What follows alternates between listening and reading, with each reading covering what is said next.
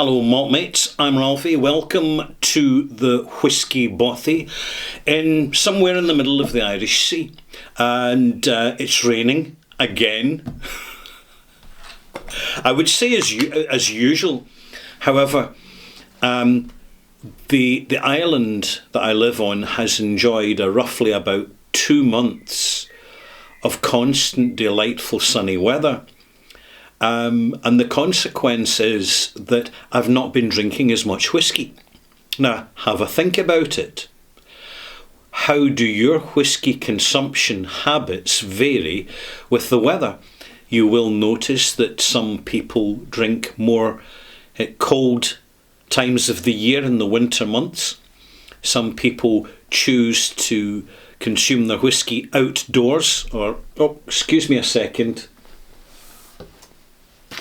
Every single time you've already had your treats, and you and your little brother, here he comes. The two of you together, team-handed, bullying Daddy. I'll be with you in a minute. Right, treats, okay? And don't fight over the treats. Share the treats, okay? That includes you, Fluffy.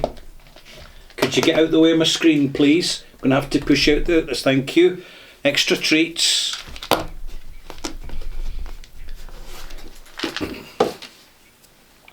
Right. Wet paw prints all over the barrel. Where was I?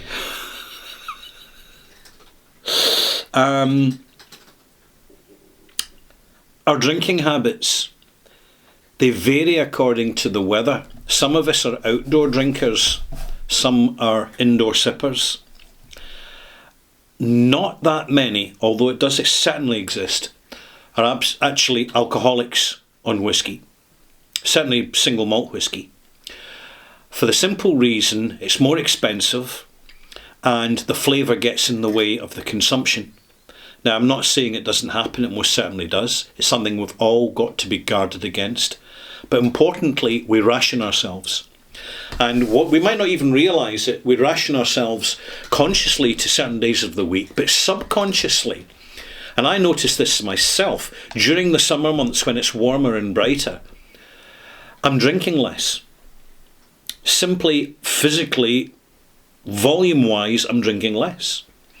And I'm also, the style of whisky that I'm looking to drink will change. And whereas I really enjoy the single cask, high strength, independent bottling and official bottling whiskies in the winter months when it's cold and wet and I've got the fire going, this is a sort of whisky that I used to consume regularly in the old days when it was summertime.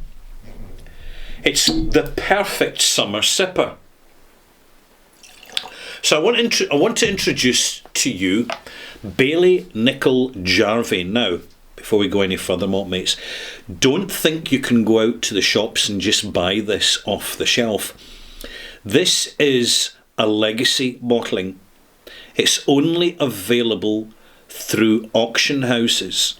But what's happening all around the world, due to supply and demand, is that auctions who previously restricted themselves to selling furniture or artwork or jewellery or whatever, are expanding to start to sell these big whisky and bourbon and rum collections that enthusiasts and speculators and investors who weren't smart enough just to invest in the S&P 500 and just leave the earnings to compound. They've gone and speculated in collectible whisky, and now there's far less demand because the fashion has worn off, like the fashion for all auction collectible items, yet including artwork.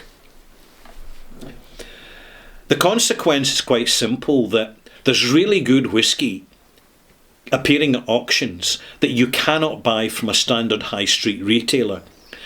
Now, what I would suggest is if you're just new into whisky, ignore it. right, maybe buy a couple of bottles for a laugh that are reasonable and cheap, because there's some real bargains in the online, particularly the online whisky auctions. In my opinion, they're less inclined to rig the bidding. In my opinion, excuse me, I'm fishing out a little bit of cork from a whisky. Tiny little bit of cork. I'll come to this and explain it shortly. It's my opinion, purely an opinion, that traditional auction houses know how to rig the game, just like the casino knows how to rig the table. Whereas the online whisky auctioneers, they're newer to the game, they're more focused specifically on whisky and spirits and not in general reselling of items, and therefore things tend to be a little bit cleaner. Now, don't quote me on this, I'm just purely giving you a personal opinion, but hey, that's an important part of this channel. So Bailey Nickel Jarvie is a blend, 40% non-age statement, that I used to buy at least a bottle every year, specifically during the summertime, because it was light and fresh and fruity. And I remember actually taking a small bottle of this to Edinburgh Botanic Gardens, which is well worth a visit, and sitting in the sunshine, just nosing and tasting this Bailey Nickel Jarvie blend, because it is fresh, floral, completely unpeated, aromatic, complex, and really, really good quality. Bottle after bottle, the quality was sustained. And then suddenly, in 2014, it disappeared. This blend has been one of the staple productions from the Glenmorangie Whisky Company for a long, long time, for many decades. It's one of these survivors for a simple, practical reason. They sustained the quality of the brand. And let's not forget it. There are plenty of people in the old days who drank blends which were really good, and they felt no need to go on and spend the extra money on the fancy malts because they were getting quite enough malt in their blend. This is a good example. I mean, Teachers is a good example. 45% Ardmore in the old days, and they stated it in the back of the label. This is roughly 60% single malt, including Glenmorangie, including Balvenie. And what do you get? You get a lot of nose for 40% alcohol. Light, aromatic, fruity, fresh, vanilla, delicate, subtle, mild nutty notes, macadamia nut, which is virtually tasteless, let's be honest, but you do know what I mean. Very, very, a hint of almond as well. And it's almost sherbety. It's got that slight confectionery note on the nose, but it never strays too far into sweetness. When you taste it,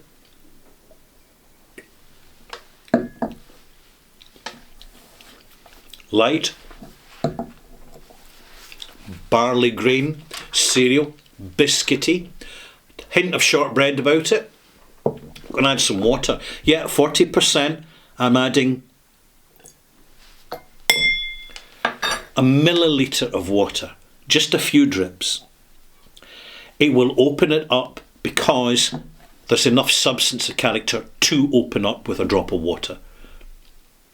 You can't buy it now except at auction, but if you do, be careful what you pay.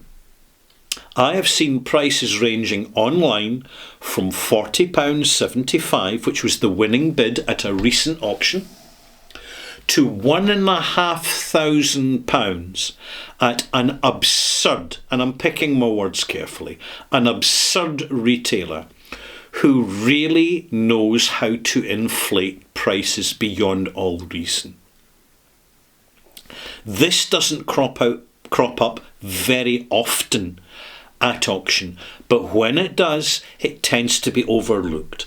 Something else I want to make note of, and just for your information, because you're going to go into an auction to find a bottle of this, is one, there's nothing investable about it, so there's no reason to fake it, so the bottles are genuine. Two, it's a humble bottling. It's just an honest, old school, old style of signature, which has, to be honest, it's been lost in the modern obsession for big finishes. Big syrup finishes. Sherry bombs. Bourbon bombs. Yeah, the bourbon bombs are out there. Not quite sure how they do it, but they certainly do it. Big, huge vanilla confections. This is as good as the last time I tasted it, when the last bottle was 15 years ago. In fact, it would probably 20 years ago, actually. Yeah, it would be about 20 years ago. Our mind has a tremendous capacity to remember and archive what we smell and taste. And therefore, for me, to be reviewing this for you is a real treat for me, because this is nostalgia. Now, when we're looking at tasting notes about whisky, we tend to focus on the physical. The lemon, the toffee, the sherry notes, the fresh fruit, the melon, the pineapple, banana, etc. You know the stuff.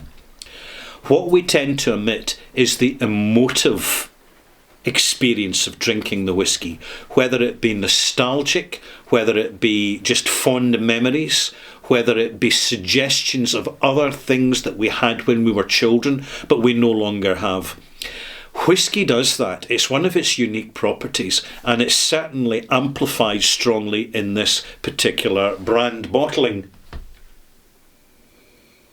I've added a drop of water. The nose is becoming slightly sweeter, slightly more fragrant, slightly more, distinctively more honeysuckle. So go into a summer garden and smell the yellow flowers. This is what you'll get. Tangy, intense. For 40%, there's a lot going on. This is a side of Glenmorangie that the official malts never deliver and never disclose. You'll only find them occasionally when you buy Scotch Malt Whisky Society bottlings. It's wonderful. I am enjoying this so much. It's a humble whisky. I paid £70 for this. By the way, £70. I was prepared to pay the premium because I was purchasing the nostalgia.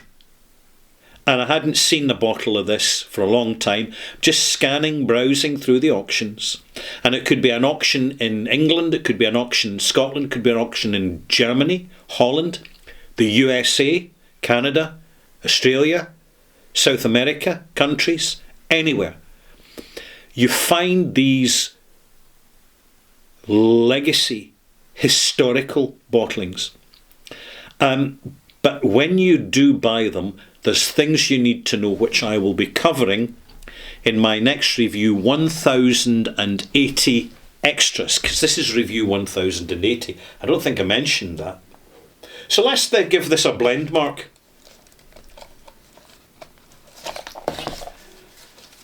It's for the nostalgia. 85 out of 100. It's a blend mark. Thank you for joining me.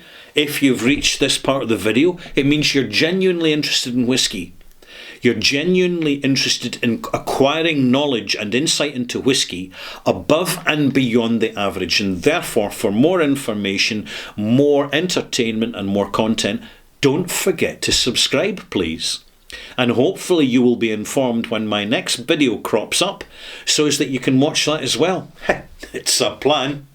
See you soon.